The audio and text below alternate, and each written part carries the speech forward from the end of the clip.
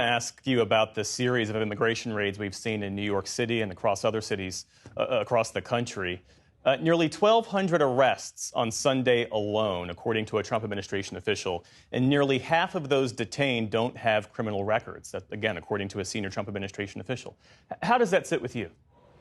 Well, no, they are criminals, and that's why they were arrested. They've been arrested for all sorts of crimes, and you look at the list in New York City alone. Right? We had an MS-13 gang member. We had a guy from Dominican Republic who was wanted for murder of 2 people in his home country. You had sex offenders. You have all sorts of criminals and gang members that have been taken off the streets. These are not innocent people, and anyone who tries to act like they're innocent is really not being honest with the American people, because these are hardened criminals. They are gang members. They are actually suspected terrorists in the mix as well, as it relates to New York City alone.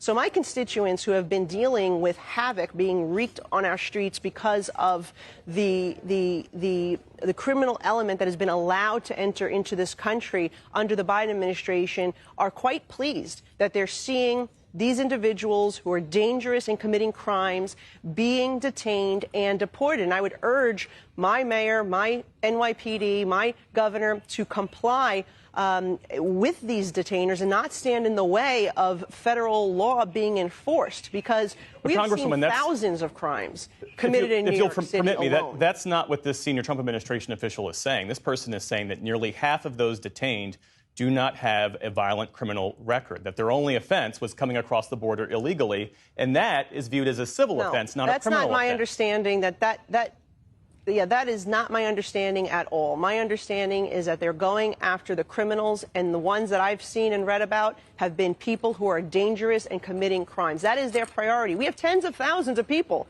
who committed horrible crimes in New York City alone. Forget about the rest of the country.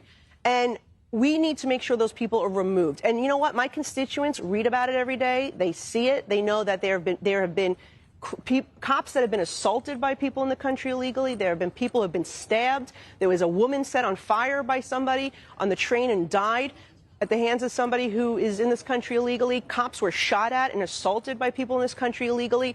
And murder has been committed in New York City by individuals who have been in this country illegally. And it has to end. And that is who this administration is prioritizing. If you're hearing something else, I don't know. I would love to see that source, but that's not what I have. That's not my understanding at all. Okay, that is Congresswoman Nicole Malliotakis of New York. Thanks for being with us. Thank you.